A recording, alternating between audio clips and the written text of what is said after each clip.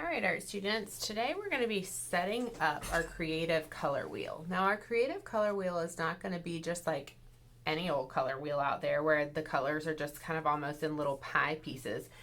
It's going to be a creative color wheel. So we're going to get that set up.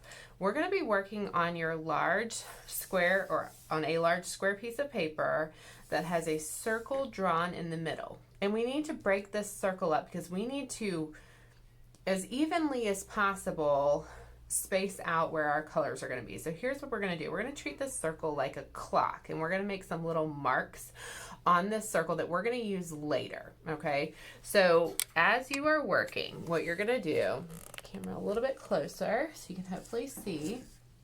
You're going to mark around your circle. We're going to start up at the top of your circle where you would find the number 12 on a clock, and you're just going to make a little mark. Okay, just a little line to mark where about where a number 12 would be. And then I want you to go straight across your circle, and I want you to make another little mark where you would find a number 6 on just a regular clock. Okay, now we're going to come all the way over to this side here where you would find a number 3 on a clock and make a mark. And then same thing, we're going to zip, zip, zip right across our circle and make another mark where you would find a number 9. So if this was a clock, we would have 12, 3, 6, and 9.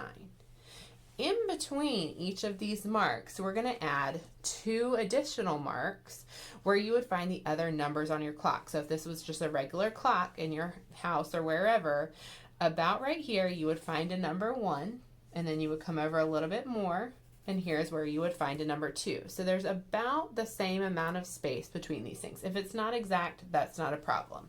We've got 12,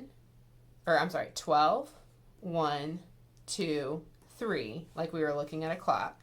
And we're just going to keep going around. So this would be about where the number 4 would be, and then the number 5, the 6, come up a little bit for where our number 7 would be, over here to where our number 8 would be, and then here to where we have our 9 that we've already marked. We're going to come up and do 10, and then over here where 11 would be. So we've got 12 marks going around our circle like they could be the place for a clock. Okay, now that we have that done, we're going to put this paper to the side and we're going to work on 2 smaller pieces of paper. What these are going to be are our templates that we will use later. So you're going to draw 2 different things, one on one paper and one on the other, and then you're going to cut them out and we're going to use them.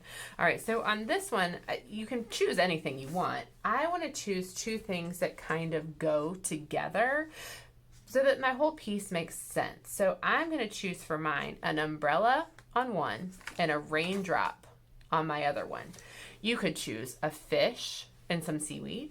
You could choose a leaf and a tree. Anything like that, it's 2 things that kind of go together. And I'm just going to draw one here. I don't want to draw it super huge, but I'm drawing kind of lightly until I know that I have a drawing that I like. Okay, I'm happy with this drawing here. So I'm going to come onto it with a Sharpie so that you can hopefully see it a little bit more clearly. And I'm going to trace over my umbrella drawing that I created.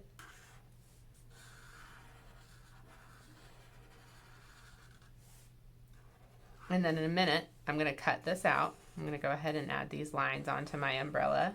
Okay, so I have an umbrella. And I'm going to put that to the side. And I'm going to come on to this one. And you know what? I was going to draw 1 raindrop, but I think what I'm going to do, just because I want to be a little bit more interesting perhaps, is I'm going to draw this.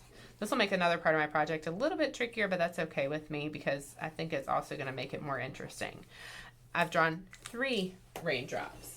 And now I just need to cut these things out so that I'm ready to do the next step of my project.